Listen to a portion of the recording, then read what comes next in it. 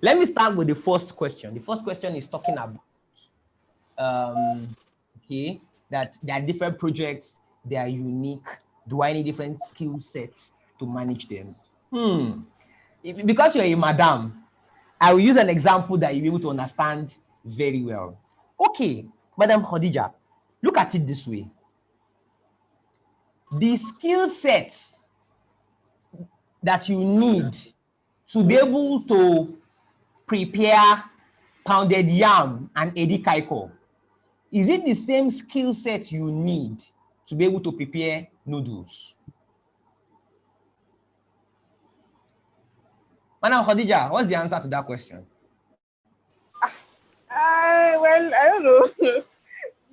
Well, I'll never. Do you agree that both of them are cooking, right? I guess you. Yes, they are both cooking, but it's not. To some extent, you're actually cooking something. You're actually cooking something. They're actually both cooking, right? But Yes. the skill set you need when you want to prepare pounded yam is different from the skill set you need when you want to do noodles.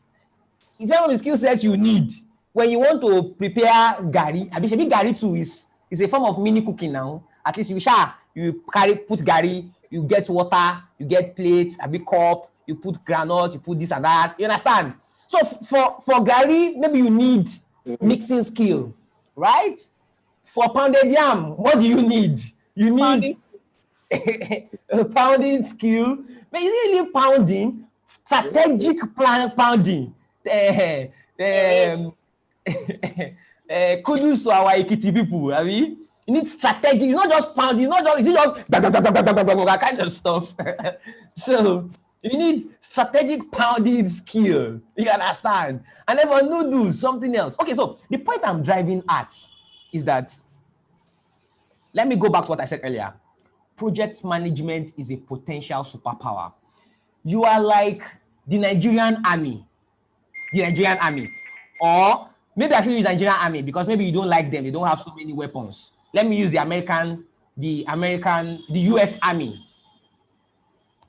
In your armory, you have different types of weapons, ammunition.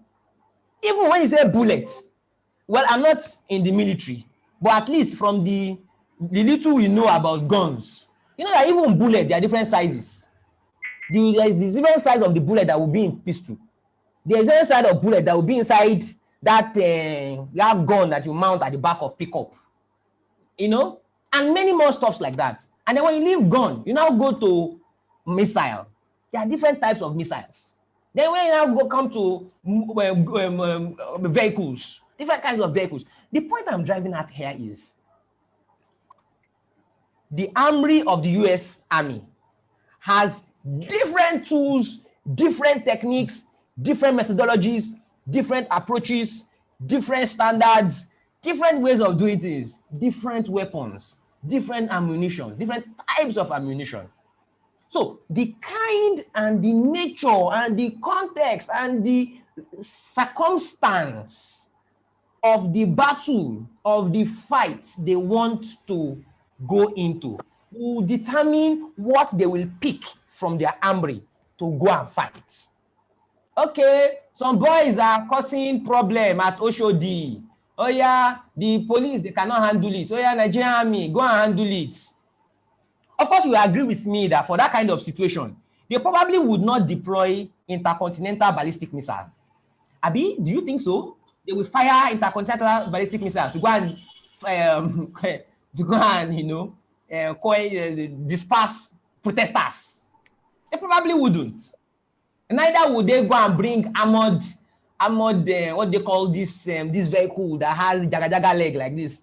The armor tank, you know, the armor tank.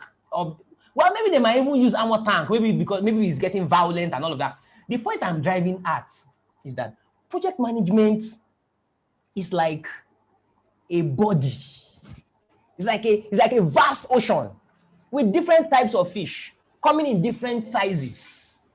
So you are supposed to now have the professional competency to be able to size up an endeavor and know the right tools and techniques to use for it. There's a technical term for this. It's called tailoring. It's called tailoring. Project management has tons and tons of knowledge areas: scope management, integration, cost management, quality management, communications management, risk management, procurement, stakeholder, schedule. One more. What's that? Scope management. You understand? There are 10 of them. There are 49 processes. There are 10 knowledge areas. There are process groups. There are this, there are that. You should be able to know which ones to use. And for every single one of these things I mentioned, risk management, scope management, each of them are like planets. They are worlds on their own. They are worlds on their own. You should be able, that's why you have to keep learning, continuous improvement. You have to keep learning. You have to keep enhancing yourself. You have to keep growing. Resource management, I forgot that earlier.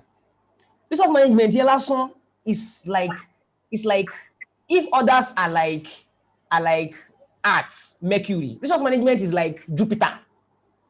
Because under resource management, you are talking of your human resources, your material resources, your equipment, and tons of that. Managing resources is at the heart of project management.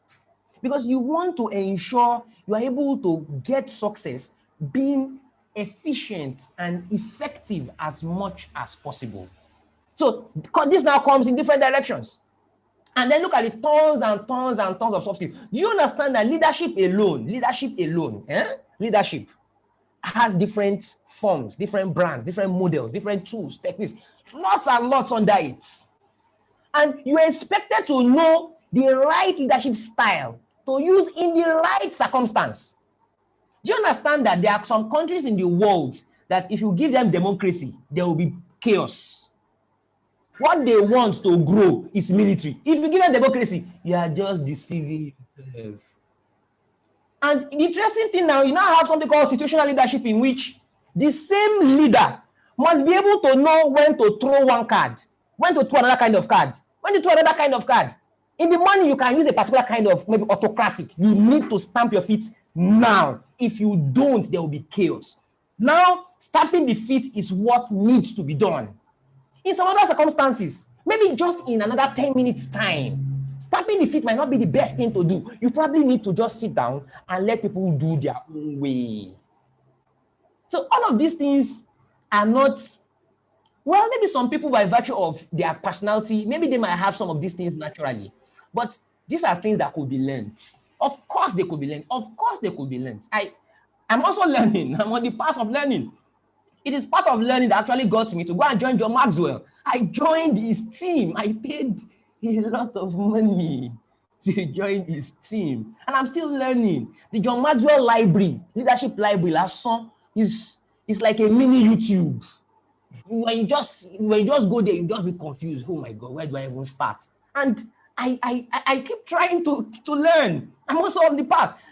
I tell people that project management, PMP certification, at best, maybe you're at 5% of what you need to know to be a project manager. 5%. And I'm being generous here. Even if you're a PMP, project management professional, you hold the most prestigious project management certification anywhere on planet Earth. At best, you know 5% of what you need to do to be a good project manager. As a result of, I'm talking about the content of the PMP syllabus. 5% max. 5% max. You have to keep growing. You have to keep learning. You have to keep improving. You have to keep looking. What's the latest? What's happening?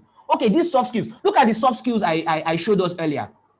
Tell me, at what point in your life will you now say, I have learned all about team building. I'm now a master team builder. I'm at the top. I don't need to learn again. Now lie. You're deceiving yourself. You keep learning because circumstances keep changing.